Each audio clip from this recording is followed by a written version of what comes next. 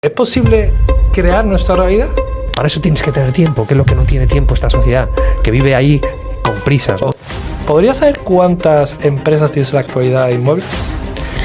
Pues mira, me decían, mi carrera no va de cuántas empresas tengo o cuántos inmuebles o cuánto dinero tengo, porque el dinero, las empresas y el patrimonio no es lo relevante para mí. Lo relevante para mí es mi familia, mi calidad de vida y saber que yo mañana puedo no estar aquí, pero sé que mientras he estado dando lo mejor. Y eso es lo que el rico tiene, esa ilusión, esas ganas de querer crear, de querer hacer cosas, que eso lo aprendí de los ricos. El resetear y decir no pasa nada, tiramos para adelante. Realmente el rico no termina de jubilarse porque está inmerso en proyectos bonitos, ¿no? El rico no quiere nada a su nombre.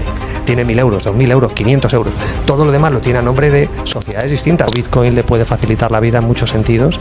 ¿Qué más hábitos percibes en ellos? El ser humano no quiere ni hablar de la muerte, ni del dinero, ni de las finanzas.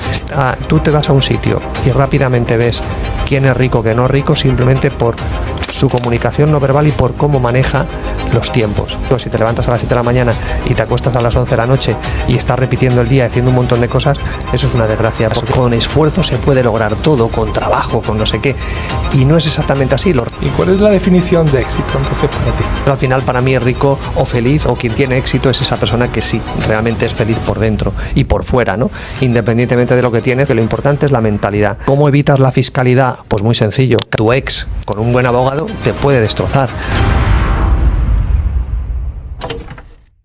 Y luego, como truco 2, dices también en el libro, ¿no? Sí. Bueno, que los ricos no pagan los mismos impuestos que el resto de los mortales.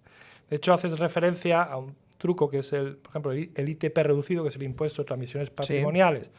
Sí. La compra de bienes, que, bueno, aplican un tipo diferente, saben cómo invertir el sujeto pasivo en el IVA, o sea, tienen diferentes trucos. ¿Qué me puedes contar en cuanto a esto? Por ejemplo, el ITP reducido, ¿cómo se podría hacer? Hay muchos ejemplos, sí, efectivamente. Digamos que el rico, entendiendo por rico cualquier persona que puede mantener, por ejemplo, una sociedad, ¿vale? Que tampoco tienes que una sociedad que está domiciliada en un centro de negocios o en tu casa. Bueno, aunque yo explico en el libro que no es bueno domiciliar las sociedades en tu casa, ¿no? Lo explico bien claro. Igual que tampoco es bueno tener la marca con la misma sociedad, la marca tuya como SL. Entonces, al final, el hecho de tener una sociedad es bueno para 1000 cosas. Por ejemplo, el rico, hablando de temas de propiedades y de ITP reducidos, el rico tiene la sociedad independientemente de que compre o venda inmuebles. ¿Por qué? Porque sabe que hay muchos gastos que tenemos a través de una casa, 2 casas o 3 casas que los puede meter por esa sociedad. Si además compras algún inmueble, efectivamente, dependiendo de la comunidad autónoma, te vas a bajar el ITP, que es el impuesto más importante que tiene la compraventa de segunda mano, lo vas a bajar de un 6 a un 2%, por ejemplo. Entonces ahí te ahorras un 4% importante.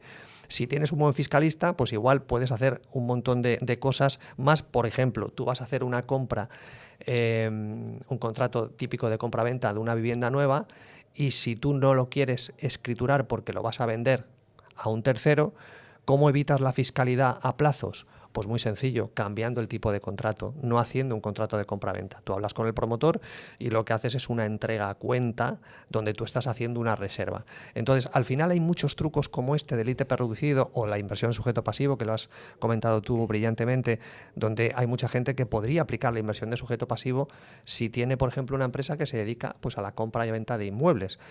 O puedes incluso, ¿por qué no? Y esto ya sé que no es políticamente correcto, podrías incluso meter muchos gastos de obras de tu casa o de cosas que vas a hacer que hay que, como dice mi socio Pedro, hay que vestir bien el muñeco. Es decir, una cosa es todo lo que yo estoy diciendo aquí, si tú lo comentas con tu asesor, te va a decir, no es posible, y es verdad.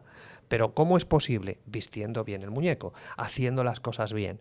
Pero es verdad que el rico monta empresas no solamente por el ITP reducido, sino por el tema de inversión de sujeto pasivo, donde evitas tener que pagar IVA o ITP, con lo cual pagas 0% y es legal. Pero tienes que saber cómo hacerlo y cómo tienes que, en caso de que venga cualquier tipo de inspección o cualquier tipo de sanción, cómo hacer un recurso para ganar. Y Juan, otro truco que me ha llamado la atención es el que denominas el de invisibilidad financiera del rico, ¿no? Sí, efectivamente. ¿Qué grado de invisibilidad se puede conseguir de forma legal? Bueno, pues efectivamente, una de las cosas que me llamó la atención de los ricos, como hablábamos antes, era eso, ¿no? Es decir, que lo que hablábamos de los dos avatares, el avatar primero, el principal, donde está la información que yo quiero mostrar, y luego todo lo demás a nombre de sociedades. Dentro de las sociedades hay distintos niveles, es decir, tú puedes empezar primera con el primer nivel, donde tú dices, yo tengo una sociedad adquirida, que es de lo que comento el truco 12, que fue un truco que a mí personalmente me salvó la vida porque me encontraba en un lado donde te debía dinero a la banca y el sistema te expulsaba. Por el momento que tienes un acreedor, una deuda importante con la banca, eso crea un efecto dominó donde todos los bancos dejan de, es decir, son cómplices de esa deuda, y en el momento que tú tienes algo a tu nombre, pues tienes que pagar con esas deudas presentes y futuras de tu patrimonio, ¿no? Hasta que finaliza esa deuda que sigue creciendo, ¿no? Entonces al final estaba atrapado en ello, y este truco 12, como decíamos, hablando de la invisibilidad con tu pregunta, me permitió conocer cómo los ricos dirigían empresas, incluso teniendo deudas que habían intentado, no porque fuesen perversos y no quisieran pagar las deudas, no. Lo que pasa es que a veces cuando quieres negociar una deuda con un banco o con quien sea, esa persona se quiere aprovechar de ti y tú debes 3 y te quiere quitar 8. Entonces eso no es justo. Y ahí es donde el rico se protegía a través de esa invisibilidad que tú me preguntas de las empresas.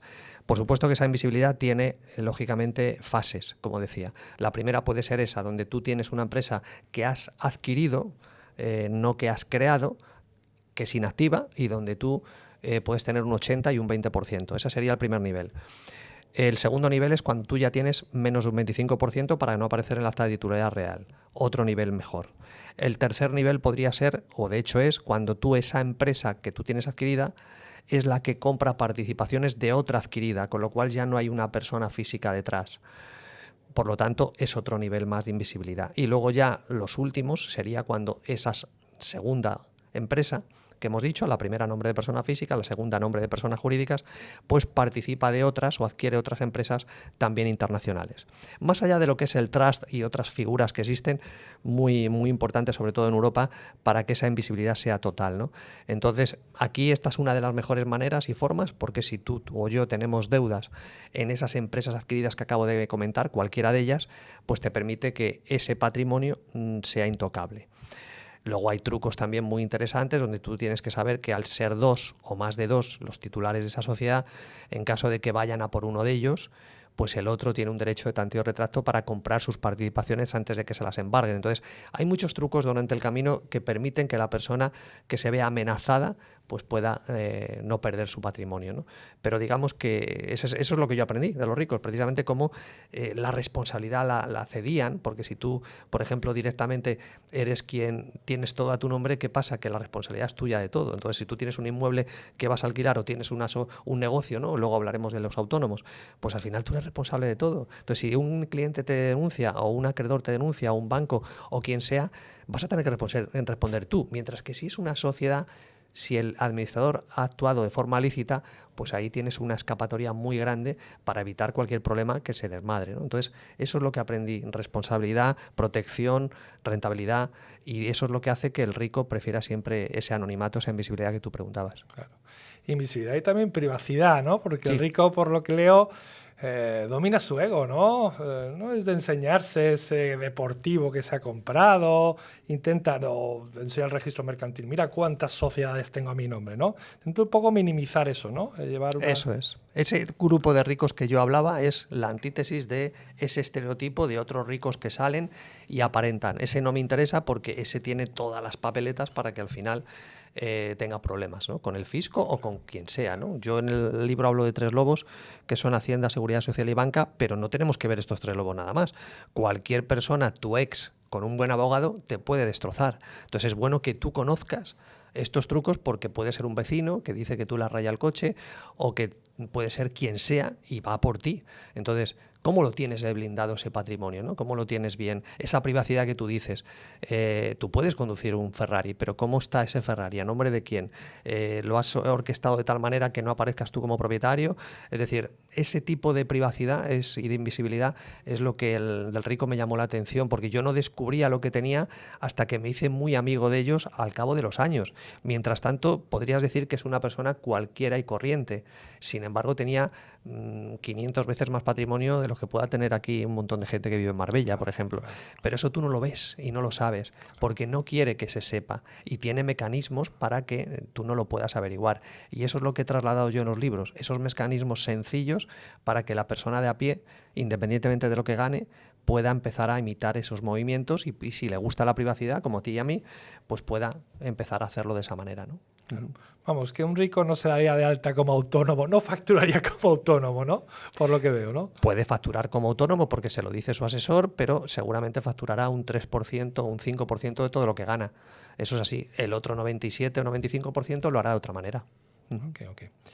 Y una pregunta siempre, ¿es posible, me ronda, y bueno, es bastante recurrente, ¿es posible comprar inmuebles en España a nombre de sociedades extranjeras? ¿O complica todo más de lo normal? Sí, se puede hacer, lo que pasa que muchas veces es mejor hacerlo. Es como lo del tema de la devolución de IVA, o es como el hecho de tocarle las narices a Hacienda, ¿no? Es decir, siempre es bueno pagar.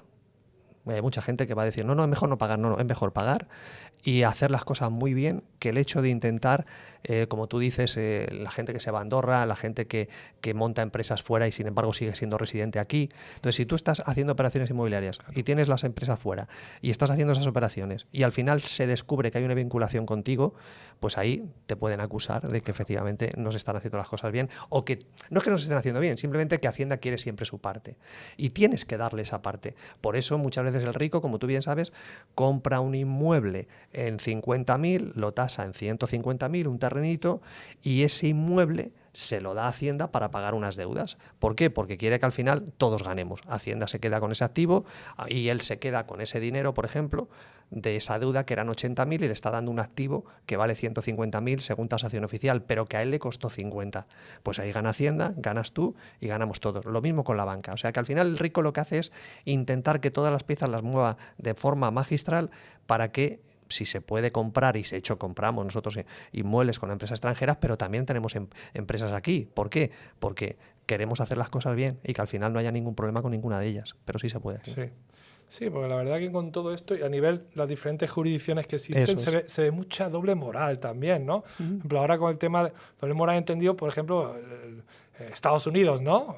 Wow, ¿no? El hacedor del compliance a nivel mundial, ¿no? Sin embargo, es uno de los mayores paraísos fiscales del mundo, ¿no? Totalmente. Es alucinante ver cómo estados como Nevada, Wyoming, Delaware, LLC, y bueno, no forma parte, ¿no?, en toda esta comunicación fiscal del CRS entre diferentes jurisdicciones. Así en es. el propio seno de Europa, ¿no?, tenemos a Alemania, ¿no?, en Mónaco, Frankfurt, claro, Luxemburgo, sí, hay muchas. Con fideicomisos, con trust, y es un poco alucinante ver cómo el seno de, bueno, y quiero decir de Inglaterra y todos los offshores que tiene y demás, ¿no?, que el mundo al final es muy grande y bueno, hay jurisdicciones para todos los gustos.